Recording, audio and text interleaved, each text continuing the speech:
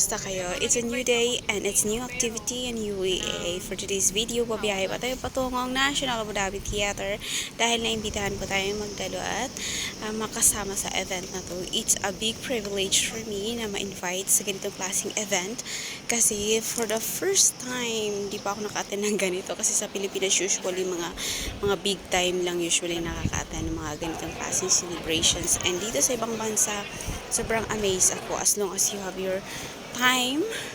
Yan, pwede ka pong umatan sa mga ganito. And nakaka-amaze kasi ang dami pong mga Pilipino, mga kababayan natin dito na nandito ng negosyo. Ayan, so may makita tayong mga booth dyan, yung mga kanya-kanyang table na may mga dinidisplay na kanya-kanyang negosyo. Ayan, makikita niyo po dyan sa ating video. Iba't iba po mga kababayan natin na nandito ng mga cargo, mga food na galing sa Pinas. And shout out sa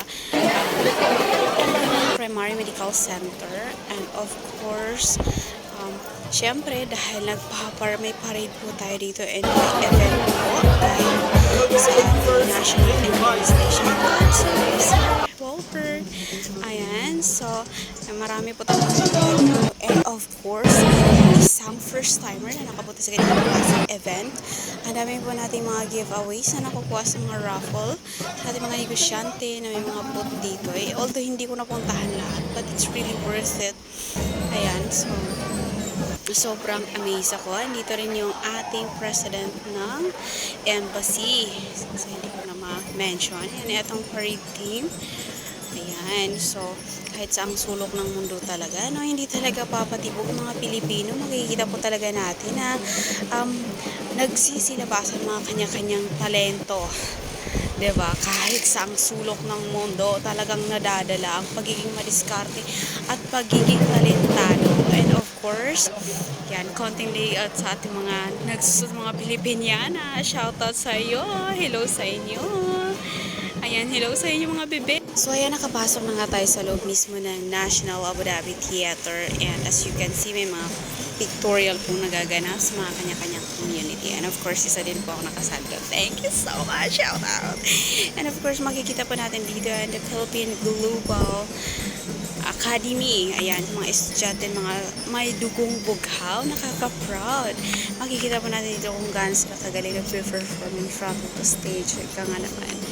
Talaga naman, di ba? Kahit sa ang sulok tayo ng mundo, may makikita tayo mga ganitong kagagaling talaga. Iba po talaga ang Pinoy, nakaka-proud and nakaka-amaze, di ba?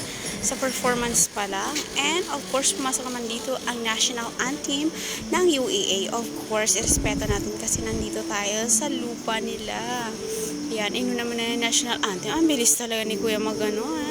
And of course, sumunod naman ang ating Philippine National Anthem. And napapalagay tayo ng ng kamay sa dibdib, of course, as a respect. Kahit wala na tayo doon sa lugar natin sa Pinas, but we really appreciate and really love sa ating country.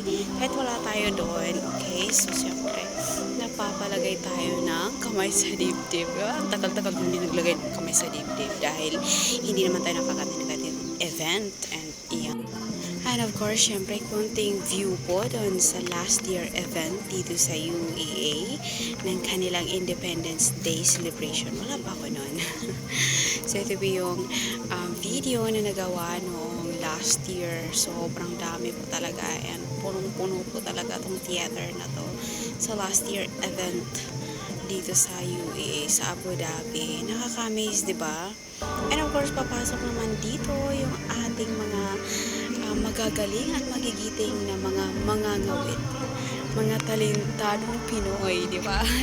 Pag may dugong bughaw nga naman, hindi mo talaga maiiwasan na may mga kanya-kanyang talento na nakaka-amaze. Yung mga performance na hindi mo inakala na sobrang busy nila sa mga trabaho kasi nasa ibang bansa tayo. Bawal magtamad-tamad dito. Talagang madiskarte at kailangan mo magsumikap pag nasa ibang bansa ka. Hindi ka mabubuhay na nagantay ka lang ng grasya. Charos. Unless na lang kung merong sasalo sa'yo na talagang bibigyan ka na niya ng na kahit magtambay ka lang dyan, okay lang. Carry lang. Pero syempre, maya naman tayo kung ganyan yung attitude natin. And And syempre, andito yung ating mga ngawit. Nakaka-amaze yung mga boses nila, guys. Kahit ano, andito yung marami pa rin ng mga influencer na mga nagdalo dito. And of course, sa ating mga sa embassy. And syempre, wala naman ng artista na dumating dito. Kasi last week, doon sa Jeddah, Dubai, of course, ang dami pong artista dumalo doon.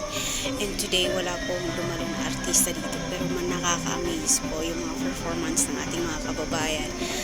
Napaka-talented. And makikita mo talaga yung effort nila.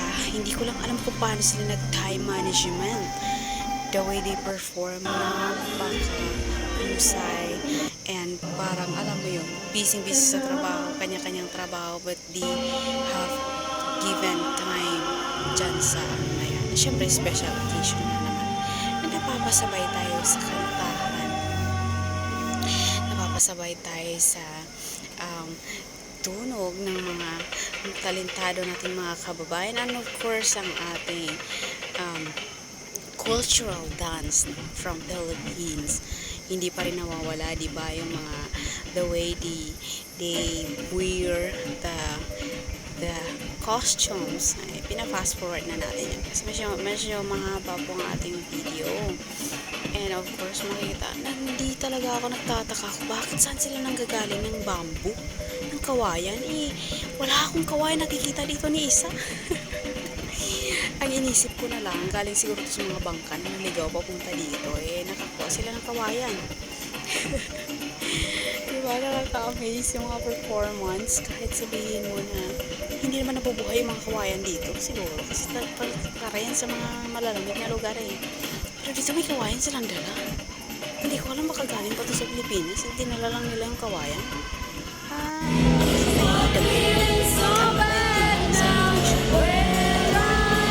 Sorry. Extra. And ito talaga grabe ko. Akala ko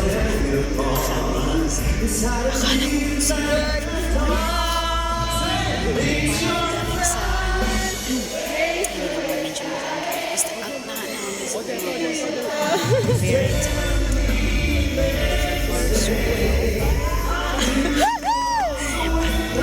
judges na. Parang judge na. They perform so well. And syempre, nandito naman yung, sabi ko talaga sa sarili ko, nandyan ako, ang tagal ko naman hindi na-perform na ganyan sa'yo. Shucks! Yung grade 5 ko, nagsasayaw ko ng ganyan, nag-perform ako. Pero hindi ko na maalala, Your Honor, kung ano yung mga steps. Pero ang alam ko kasi yung paalam naman dyan, simple hanggalawan lang, shucks. Yung pakikisabay lang naman yan sa mga kasamahan nila, paano yung galawan. Pero grabe, tingnan mo naman yung mga sayawan nilang kabayan. Ang gagani. Sige. Garabels talaga. Diba? Kalain mo, kanya-kanya mo yung mga trabaho pa yan. Siguro na sila tulong practice. And eto naman, bongga talaga. Bongga si kabayan. Nakaka-amaze. Nakaka-amaze yung performance niya, guys. Yung boses niya. Maririnig nyo naman din dyan. At hindi ko naman kinat yung kanyang boses. Gusto ko rin marinig nyo. Alangan naman ako lang makakarinig. Maganda rin makakarinig. Kaya ako nanonood. Actually, sobrang daming performers, guys. Siguro sa event na ito, around 3 p.m. 3 p.m. in the afternoon. Fast forward na tayo. Around sa mga ganitong oras nag-perform si kabayan. Talaga namang sobrang ganda po ng boses. Yung energy ko talaga dyan. As in, sigaw. And nandito yung mga bumblebee natin. Bumblebee performers. Nakaka-amaze lang, diba? Hindi kilabutan ako sa mga perform nila. Hindi ko akalain na, alam mo yun, nagagawa pa rin nila dito kahit nasa ibang bansa. Kasi sa atin, diba, normal lang talaga kasi mayroon tayong oras na nilalaan. Pero dito po talaga, syempre, may mga kanya-kanya tayong trabaho but they manage to practice para ma-perform well sa stage. Amaze ko, guys, umuwi na ako. Nabuhusan ako ng energy. And of course, dahil Eid, kinabukasan, talaga naman umuwi na ako ng maga. Hindi ko na tinapos, pero thank you so much na